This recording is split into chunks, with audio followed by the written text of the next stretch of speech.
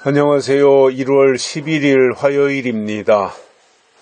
국민이 열망하는 정권 교체가 제대로 이루어질지 모르겠습니다.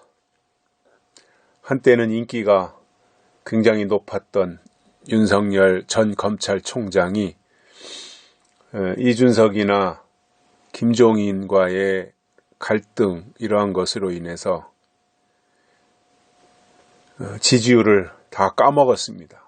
이제 안철수한테도 뒤지게 생긴 상황을 보면서 참으로 안타까운 마음이 많습니다. 국민들이 정권 교체 열망이 이토록 높은데 정작 제1야당 후보의 지지율이 저렇게 하락하고 있는 모습이 참으로 안타깝습니다.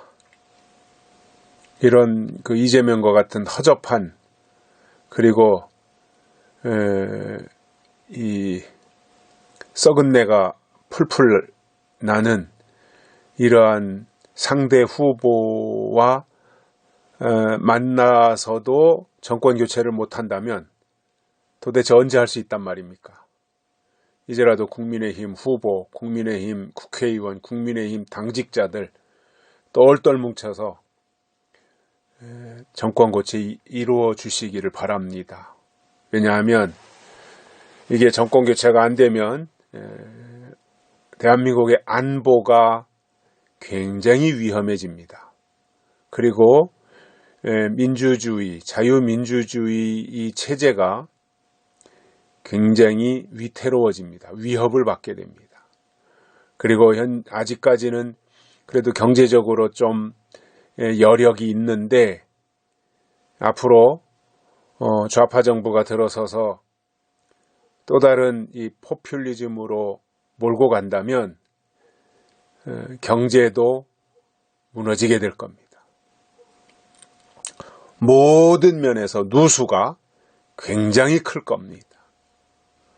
그래서 누가 잘하고 잘못하고를 떠나서 이번만큼은 우파가 정권을 차지해서 대한민국을 지켜야 된다라는 생각이 굉장히 많습니다. 지금 아마 이대로 가다가는 대한민국이 위태로워지고 대한민국의 존폐가 흔들리게 되는 그러한 상황이라고 저는 진단을 하고 있습니다. 좀 잘 됐으면 좋겠고요. 현재 그동안 70년 동안 누려온 자유민주주의 이 시스템이 붕괴되지 않고 더 발전할 수 있기를 바라고요. 또 이 개헌이 된다든가 헌법을 개정하는 거 있잖아요. 그걸 개헌이라 그러잖아요. 개헌을 한다든가 한미동맹을 파괴한다든가 종전선언을 한다든가 평화협정을 한다든가 이런 것이 된다면 그때는 대한민국은 아마 한 경제적으로도 그렇고 모든 면에서 한 30년은 뒤로 후퇴할 겁니다. 쫙 미끄러져 가는 거죠. 그래서 이번 대선은 그냥 선거가 아니라 국가의 미래가 달려있는 중요한 선거다라고 하는 것을 아시고 우리 대한민국 국민들이 정신을 바짝 차리고 이번만큼은 모든 국민들이 다 투표장에 나가서 대한민국을 지켜낼 수 있는 한 표를 던져야 된다라고 저는 생각을 합니다. 꼭 그렇게 해주실 것을 간곡히 부탁을 드립니다. 또 제가 이후에 기회가 되면 더 말씀을 드리겠습니다. 아직 2달여 대선이 남아 있으니까요.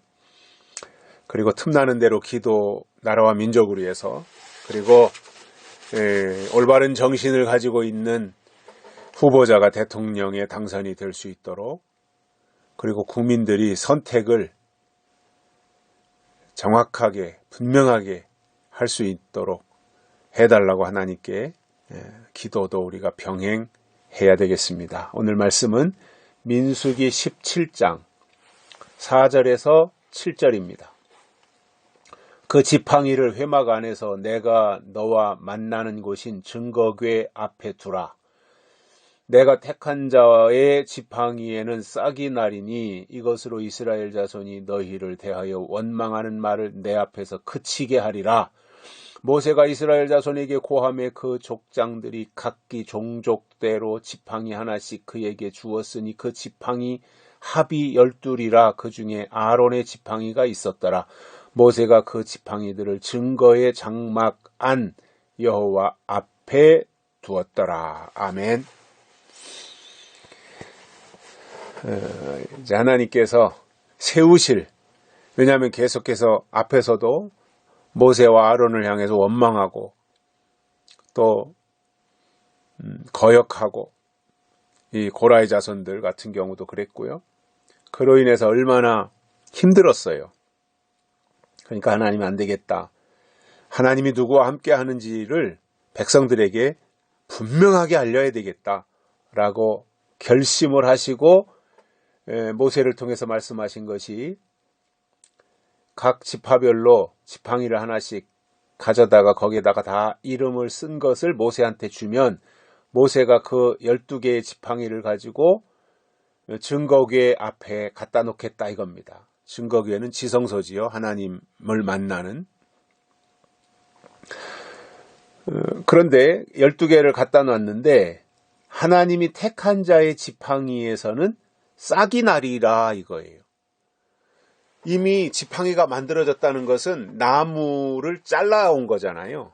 그러면 이미 생명이 없는 거잖아요. 이미 죽은 나무지요. 그리고 지팡이를 하려면 나무를 잘라다가 베어다가 그것을 잘 다듬고 그리고 말려야 되잖아요. 건조시켜야죠. 그래야 가볍고도 단단한 지팡이가 되지 않겠습니까? 그러니까 그런 과정을 거친 이후에 이제 다 증거궤 앞에다가 지팡이를 갖다 놓은 거예요. 12개를. 그러면 다 그게 죽은 나무잖아요. 이미 본체에서 잘려져 나갔으니까. 그런데 놀랍게도 그 12개 중에서 하나님이 택한 자의 지팡이에서는 싹이 날 것이다 이렇게 말씀하셨어요.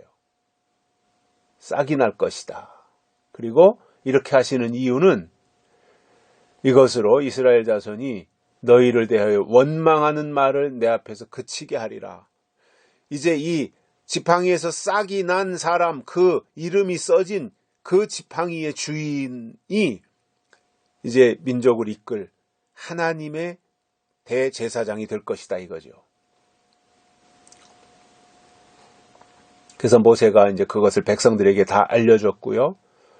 각 족장들이 이제 지팡이 하나씩을 다 가져다가 모세에게 주었고 모세가 그것을 취합해 보니까 12개가 된 거예요. 그리고 그 중에는 아론의 지팡이도 포함된 거지요. 어제 말씀드렸잖아요. 레위의 지팡이에는 아론이라고 이름을 쓰라 이렇게 말씀했죠. 다른 지팡이들은 다 자기 지파, 뭐 스불론이든 납달리든 르우벤이든 각자 가지고 온 자기 지파의 이름을 썼는데 레위 지파는 이상하게도 레위 이렇게 쓰지 말고 아론 이렇게 쓰라고 한 거예요. 그래서 이제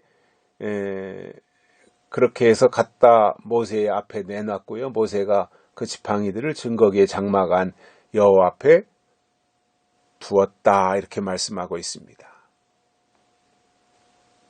그래서 다 죽은 막대기, 죽은 지팡이를 갖다 놨지만 하나님이 함께하는 그 지팡이에서는 하나님이 함께하는 사람이라고 이름을 쓴 다시요. 그 12개의 지팡이 중에서 어떠한 하나님이 택한 이름, 하나님이 택하신 이름이 써진 지팡이에서는 바싹 마른 그 지팡이에서 새싹이 돋아날 것이다 라는 거예요. 그것이 하나님이 함께하는 증거이고 그 이후로는 더 이상 원망하는 말을 하지 못하게 하시겠다. 이렇게 하나님이 결심하신 것입니다. 그래서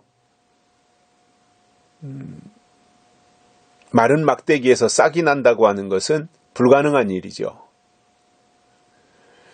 그런데 하나님은 그 불가능한 일을 가능하게 하시고 모든 사람들이 꼼짝하지 못하도록 이러한 증거를 백성들에게 하나님이 제시하심으로 하나님의 살아계심도 깨우치고 그리고 그 하나님이 함께 하시는 사람이 누구인지도